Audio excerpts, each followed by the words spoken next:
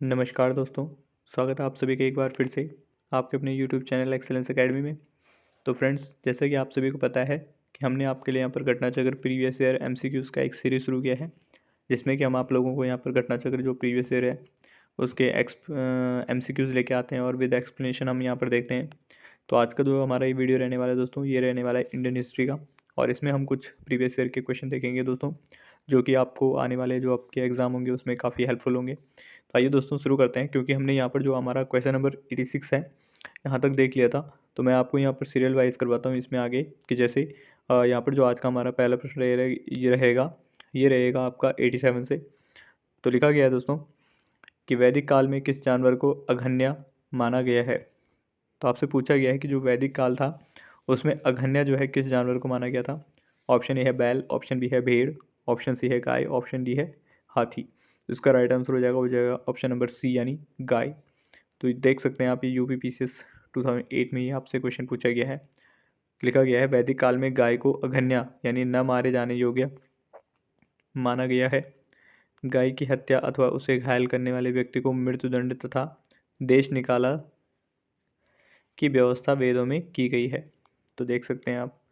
Next question आता है यहाँ पे दोस्तों, ऋग्वेद में अगन्या का प्रयोग हुआ है। तो यही क्वेश्चन आपको घुमा फिर आगे पूछ लिया जाता है। ऑप्शन ए है बकरी के लिए, ऑप्शन बी है गाय के लिए, ऑप्शन सी है हाथी के लिए, ऑप्शन डी है घोड़े के लिए। तो अभी हमने जो है अब इनमें पहले वाले क्वेश्चन में देखा था, तो गाय के लिए जो है यहाँ पर अगन्या शब्द प्रयोग किया जाता है। और ये आपका यूपी यूडीए और एलडीए यानी अपर डिवीज़न और लोअर डिवीज़न में एडमिनिस्ट्रेटिव सर्विसेज में ये क्वेश्चन पूछा गया है 2010 में। नेक्स्ट क्वेश्चन आता है यहाँ पे क्वेश्चन नंबर 89 कि ऋग्वेद में कई परिच्छेदों में प्रयुक्त अगन्य शब्द संदर्भित हैं। तो यही क्वेश्चन पूछा गया है फिर से कि जो अगन्य शब्द है वो किससे संबंधित है। ऑप्शन ए है पुजारी के लिए, ऑप्शन बी है स्त्री के लिए, और ऑप्शन सी है गाय के लिए, ऑप्शन डी है ब्राह्मण के लिए। तो राइट आंसर हो जाएगा ऑप्शन नंबर सी यानी गाय के लिए। नेक्स्ट क्वेश्चन है दोस्तों, और आप देख सकते हैं जो यूपी पीसीएस देख सकते हैं दोस्तों, ये यूपी पीसीएस 2017 में पूछा गया। तो यानी कि ये क्वेश्चन जो है ये फ्रीक्वेंट पूछा ही जा रहा है, ठीक है। तो हो सकता है क्या पता आपके एग्जाम में भी आपको ये क्वेश्चन देखने को मिले। और नेक्स्ट क्वेश्चन आता है दोस्तों यहाँ पे,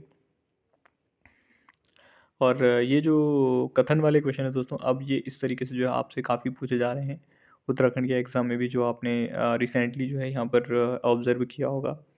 तो उत्तराखंड के एग्ज़ाम में भी जो है ये कथन वाले क्वेश्चन अब मैक्सिमम पूछे जाने लगे हैं, ताकि ये प्रोसेस जो है ये इसके लिए भी किया गया है कि ताकि आपको ये भी पता लगे कि आपने कितना अच्छे से पढ़ा है। और दूसरा जो है ये काफ़ी टाइम टेकिंग होते हैं, तो मैक्सिमम क्या करते हैं बच्चे, इसको पूरा पेपर कंप्लीट अटेंड नहीं कर पाते हैं, क्योंकि इसको पढ़ने में जो है इतना समय निकल जाता है कि क्वेश्चन छूट जाते हैं।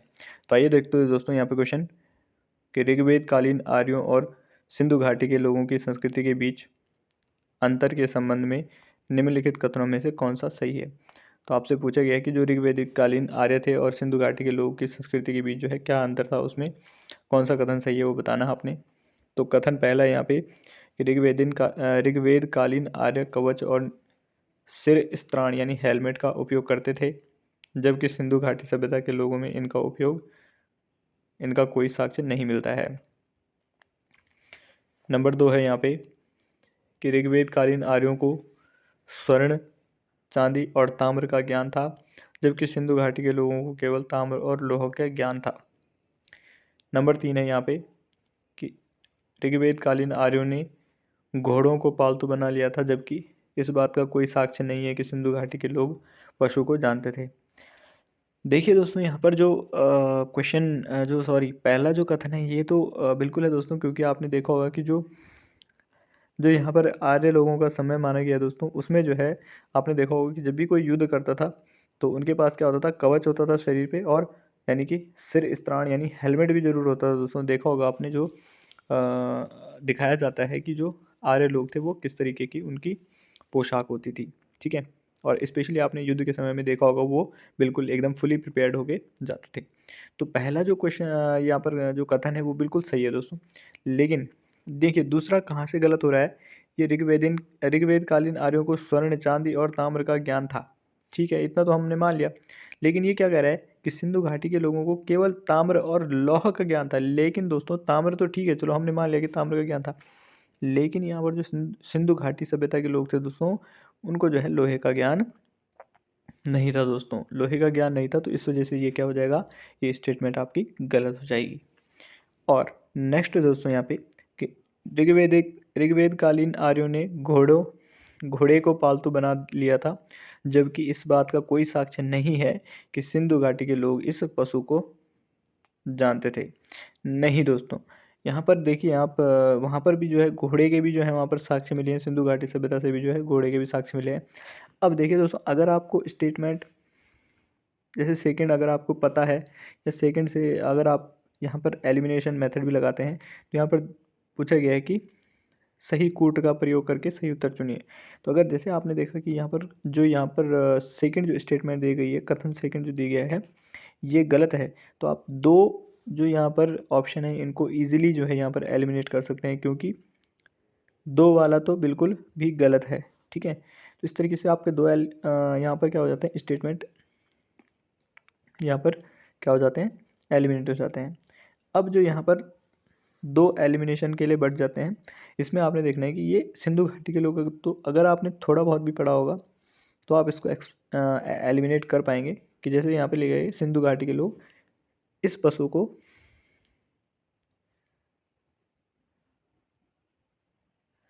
जानते थे। ठीक है, तो इसके कोई साक्ष्य नहीं मिले हैं कि, तो ये भी स्टेटमेंट क्या हो जाएगी, गलत हो जाएगी।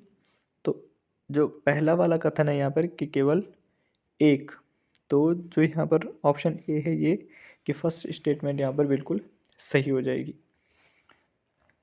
तो यहाँ पर दिया गया है दोस्तों, देखिए आप, इसका इतना बड़ा एक्सप्लेनेशन भी दिया गया है यहाँ पे, और ये आपका IAS प्री 2017 का क्वेश्चन है। तो देख सकते हैं आप, यहाँ पे दिया गया है कि ऋग्वेद में कवच यानी वर्म का उल्लेख है, तथा संभवतः ऋग्वेद कालीन आर्य लौह एवं स्वर्ण से निर्मित कवच और सिर स्त्राण हेलमेट का प्रयोग करते थे, जबकि सैंधव सभ्यता के लोगों में इसके उपयोग का कोई साक्ष्य प्राप्त नहीं हुआ है।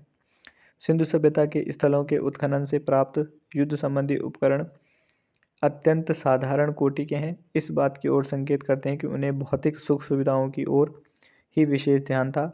ऋग्वेदकालीन आर्यों को स्वर्ण, चांदी और ताम्र का ज्ञान था, सिंधुकालीन लोगों को केवल ताम्र एवं कांसे का ज्ञान था। ठीक है, तो जो सिंधु घाटी सभ्यता के लोग थे उनको केवल ताम्र और कांसे का ही ज्ञान था। लोहे का प्रचलन उत्तर भारत में 1000 ईस्वी पूर्व से 600 ईस्वी पूर्व के मध्य हुआ था, अतः कथन दो गलत है। ऋग्वेदकालीन आर्यों ने घोड़े को पालतू बना लिया था। ठीक है, आपने देखा भी होगा कि जो आर्य लोग थे वो ज़्यादातर घोड़े पर भी सवार होकर क्या करते थे, युद्ध करने जाते थे, जिसकी सहायता से वे युद्धों में विजय प्राप्त करते थे। सिंधु सभ्यता के विभिन्न स्थलों में भी घोड़े के साक्ष्य प्राप्त हुए हैं। तो मैंने आपसे कहा था कि जो सिंधु घाटी की सभ्यता जो थी वहाँ से भी क्या हुए हैं, घोड़े के साक्ष्य मिले हैं। सिंधु सभ्यता के विभिन्न स्थलों से घोड़े के भी साक्ष्य प्राप्त हुए हैं, यथा मोहनजोदड़ो से मिट्टी की बनी घोड़े की आकृति, लोथल से घोड़े की 3 मृण मूर्तियां तथा सुरकोतदा से घोड़े की हड्डियों की प्राप्ति हुई है। तो यहाँ से जो है आप देख सकते हैं कि कितनी सारी चीज़ें वहाँ से प्राप्त हुई हैं घोड़े के साक्ष्य। अतः कथन 3 भी गलत है, इस प्रकार कथन 1 ही सही है, अतः विकल्प उत्तर ए सही होगा। तो इस तरीके से देख सकते हैं आप दोस्तों, एलिमिनेशन मेथड भी लगा सकते हैं। नेक्स्ट क्वेश्चन आता है दोस्तों यहाँ पे कि ऋग्वेद काल के प्रारंभ में निम्न में से किसे महत्वपूर्ण मूल्यवान संपत्ति समझा जाता था। तो आपसे पूछा गया है कि जो ऋग्वेद काल था उसमें जो है निम्न में से किसको जो है महत्वपूर्ण मूल्यवान संपत्ति समझा जाता था। ऑप्शन ए है भूमि को, ऑप्शन बी है गाय को, ऑप्शन सी है स्त्रियों को, ऑप्शन डी है जल को। इसका जो राइट आंसर हो जाएगा वो हो जाएगा ऑप्शन नंबर बी, यानी गाय को जो है दोस्तों बहुत ही महत्वपूर्ण मूल्यवान संपत्ति समझा जाता था। और ये आपका UPPCS प्री और जो री एग्ज़ाम हुआ था 2015 में उसका ये, यानी उसमें ये क्वेश्चन पूछा गया था। तो आप देख सकते हैं यहाँ पे एक्सप्लेनेशन भी दिया गया है कि ऋग्वेद काल के प्रारंभ में गाय को महत्वपूर्ण संपत्ति समझा जाता था। इस काल में गायें मुख्यतः विनिमय का माध्यम होती थी। ठीक है, तो किसी चीज़ का लेन देन जो है यहाँ पर गाय के माध्यम से, यानी गाय को विनिमय का माध्यम माना जाता था। ऋग्वेद के कुछ सूक्तों में गाय को देवता के रूप में भी कल्पित किया गया है। तो ऋग्वेद में कुछ सूक्तों में जो है गाय को देवता के रूप में भी यहाँ पर उसकी कल्पना की गई है। नेक्स्ट है दोस्तों यहाँ पे कि प्राचीन भारतीय समाज के प्रसंग में निम्नलिखित शब्दों में से कौन सा शब्द शेष 3 के वर्ग का नहीं है। तो आपने बताना है कि भारतीय जो समाज था, प्राचीन भारतीय समाज जो था, उसके प्रसंग में निम्नलिखित में से कौन सा शब्द जो है शेष 3 से संबंधित वर्ग का नहीं है? तो ऑप्शन ए है कुल, ऑप्शन बी है वंश, ऑप्शन सी है कोश, ऑप्शन डी है गोत्र। तो इसका जो राइट आंसर हो जाएगा वो हो जाएगा ऑप्शन नंबर सी, यानी कोश जो है यहाँ पर इन तीनों से संबंधित नहीं है। बाकी कुल, वंश, गोत्र ये सब क्या है, एक दूसरे से रिलेटेड है, को रिलेटेड है।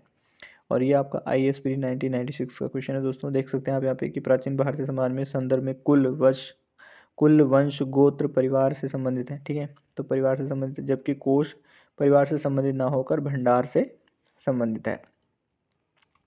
नेक्स्ट क्वेश्चन है दोस्तों यहाँ पे कि संस्कारों की कुल संख्या कितनी है? तो आपसे पूछा गया है कि संस्कारों की कुल संख्या कितनी है। ऑप्शन है 10, ऑप्शन बी है 12, ऑप्शन सी है 15, ऑप्शन डी है 16। तो इसका जो राइट आंसर रहेगा हो जाएगा ऑप्शन नंबर डी, यानी 16 संस्कार। आपने सुना ही होगा कि 16 संस्कार। तो ये आपका ये MPPCS 2015 का क्वेश्चन है। तो आइए इसका एक्सप्लेनेशन भी देख लेते हैं यहाँ पे कि संस्कार का शाब्दिक अर्थ है परिष्कार, शुद्धता अथवा पवित्रता। गौतम धर्मसूत्र में इसकी संख्या 40 मिलती है। मनु ने गर्भाधान से मृत्यु पर्यंत 13 संस्कारों का उल्लेख किया है। बाद की स्मृतियों में इनकी संख्या 16 स्वीकार किया गया है। आज यही सर्वप्रचलित है। ठीक है, तो आपको बताया गया यहाँ पे कि किस तरीके से जो है 16 संस्कारों का यहाँ पर प्रचलन हुआ है। नेक्स्ट क्वेश्चन आता है यहाँ पे कि जीविकोपार्जन हेतु वेद वेदांग पढ़ाने वाला अध्यापक कहलाता था। तो जो जीविका उपार्जन के लिए जो है यहाँ पर वेद वेदांग पढ़ाता था उस अध्यापक को क्या कहा जाता था?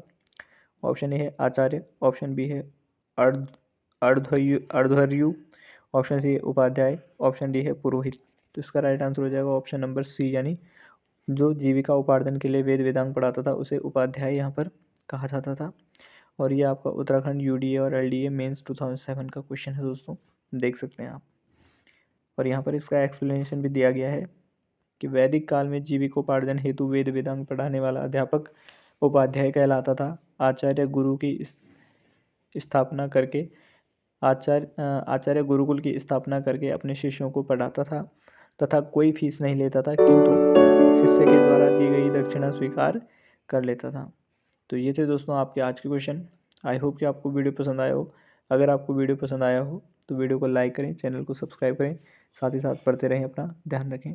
धन्यवाद दोस्तों।